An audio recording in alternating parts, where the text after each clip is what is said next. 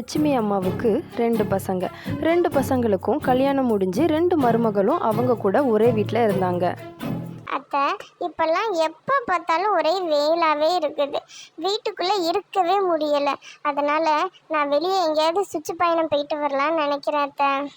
அப்படின்னு சின்ன மருமகளான ஷர்மிளா சொன்னான். ஆமாம் அத்தை, எனக்கு கூட வீட்டில் இருக்கவே முடியலை. எங்கேயாவது போய் சுற்றி பார்த்துட்டு வரலாமா அப்படி தான் யோசிச்சுட்டு இருக்கிறேன். அப்படின்னு ஷர்மிளா சொன்ன உடனே மருமகளான பூஜா சொன்னான். அம்மாடி மருமகளா, நீங்கள் 2 பேரும் பேசுறது உங்களுக்கே நல்லா இருக்கா? 2 பேரும் சுற்றி பார்க்க போகணுன்னு ஆசைப்படுறீங்க, ஆனால் வேற வேற இடத்துக்கு போகணுன்னு ஆசைப்படுறீங்க. சேர்ந்து போகணும்னு ஆசைப்படுறீங்களா? ஐயோ அத்தை, நான் லடாக் வரைக்கும் போவேன். அக்கா எப்படி என்னோட வர முடியும்? நீங்களே சொல்லுங்க பாப்போம். ஆமாம் அத்தை, நான் என்னோட தகுதிக்கு ஏற்றாப்புல ஊட்டிக்கோ இல்லை கொடைக்கானலுக்கோ போயிட்டு வந்துக்கிடுவேன். நம்மளால் இவ்வளோ தூரமான இடத்துக்கெலாம் போயிட்டு வர முடியாது அப்படின்னு 2 பேரும் மாறி மாறி பதில் சொல்லிட்டு இருப்பாங்க. நீங்கள் எங்கே போகிறீங்கன்னுலாம் எனக்கு தெரியாது, ஆனால் 2 பேரும் சேர்ந்து போங்க, அதுதான் நல்லது, நல்லாவும் இருக்கும் அப்படின்னு லட்சுமி அம்மா சொல்லிட்டு அவங்க ரூமுக்கு போயிட்டாங்க. ஏங்க, எனக்கு எப்படியாவது வெளியே கொஞ்சம் தூரமாக சுற்றி பார்க்க போகணும். நீங்கள் போய் அத்தை கிட்ட எப்படியாவது சொல்லி சம்மதம் வாங்கிட்டு வாங்க, நம்ம வெளியே போய் சுற்றி பார்த்துட்டு வரலாம் அப்படின்னு ஷர்மிளா ராஜு கிட்ட சொன்னான்.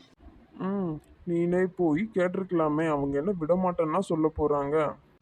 நான் போய் கேட்டேன். அவங்க நானும் அக்காவும் சேர்ந்து போகிறதா இருந்தால் மட்டும் தான் வெளியே போய் சுற்றி பார்க்க போகலான்னு சொல்லிட்டாங்க. என்னாலலாம் சேர்ந்து போக முடியாது, தனியாக தான் போகணும். நீங்கள் போய் கேளுங்க. எனக்கு தெரியாது, போங்க, போய் கேட்டுட்டு வாங்க அப்படின்னு ரொம்ப வேகமாக ஷர்மிளா சொன்னதும், சரி சரி கத்தாத, நான் போய் கேட்டுட்டு வர்றேன் அப்படின்னு ராஜு சொல்லிட்டு கிளம்பிட்டான். இங்கே பெரிய மருமகளான பூஜா மோகன்கிட்ட அத்தைக்கிட்ட பேச சொல்லி கேட்டுட்டு இருந்தா. இன்னைக்கு அத்தை கிட்ட நான் போய் வெளியே எங்கேயாவது சுற்றி பார்த்துட்டு வரலான்னு கேட்டதுக்கு அத்தை விடமாட்டேன்னு சொல்லிட்டாங்க. போனால் 2 பேரும் சேர்ந்து தான் போகணுன்னு சொல்கிறாங்க. நம்மளாலலாம் அவங்க கூட போக முடியாது. சரி, போக முடியலன்னா விடு, நம்ம வேற எங்கேயாவது இன்னொரு நாள் போய்க்கிடலாம். இப்படியே சொல்லி சொல்லி என்ன டென்ஷன் ஏற்றிட்டு இருக்காத. இன்னொரு நாள் மட்டும் என்ன அத்தை விடவா போகிறாங்க? அதனால இப்போவே போய் பர்மிஷன் கேட்டுட்டு வாங்க, நம்மளும் போகலாம். இந்த பொம்பளை பிள்ளைங்க மட்டும் ஏன் தான் இப்படி இருக்காங்களோ தெரியல. பசங்க நாங்கெல்லாம் எங்கனாலும் சேர்ந்து தான் போகிறோம், உங்களுக்கு என்ன பிரச்சனை? சரி, நான் போய் அம்மா கிட்ட கேட்டுட்டு வரேன் அப்படின்னு மோகனும் முணுமுணுத்துட்டு போயிட்டான். லட்சுமி அம்மா அவங்க ரூமில் உட்காந்து யோசித்துட்டு இருக்கும்போது அந்த ரூமுக்கு ராஜு வந்தான். அம்மா, ஷர்மிளா எங்கேயாவது போய் சுற்றி பார்க்கலான்னு கூப்பிட்டுட்டு இருக்கா. நானும் அவளும் சுற்றி பார்க்க போயிட்டு வரோம்மா.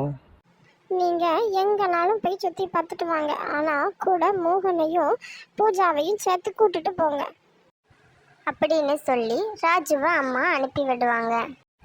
ராஜு கிளம்பி போன கொஞ்ச நேரத்துக்குள்ள மோகன் அந்த ரூமுக்குள்ளே வந்தான்.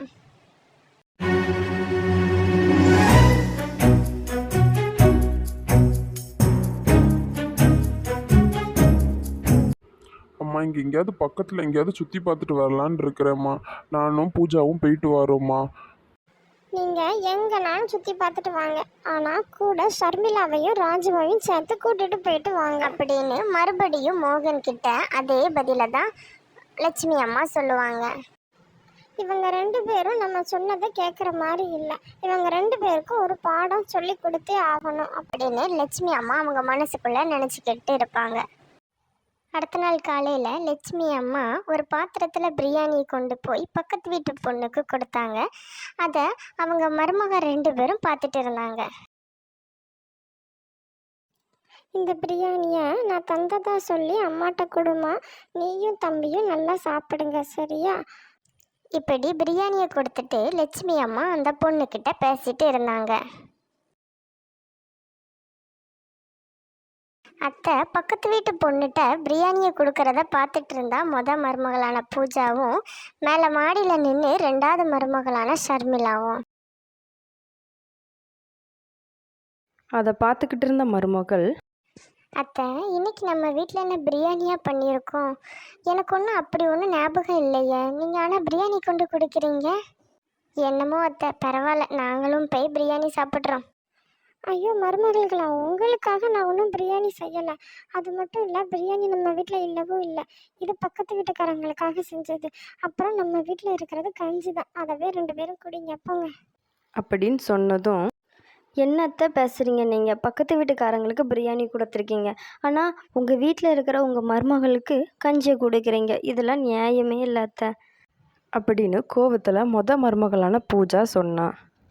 அதை கேட்ட உடனே அத்தை, நீங்களும் அப்படி தானே இருக்கீங்க. ஒரே வீட்டுக்குள்ளே இருந்துட்டு ஒருத்தி ஒரு பக்கமும் இன்னொருத்தி இன்னொரு பக்கமும் வெளியே சுற்றி பார்க்க போகிறேன்னு ஆசைப்படுறீங்க.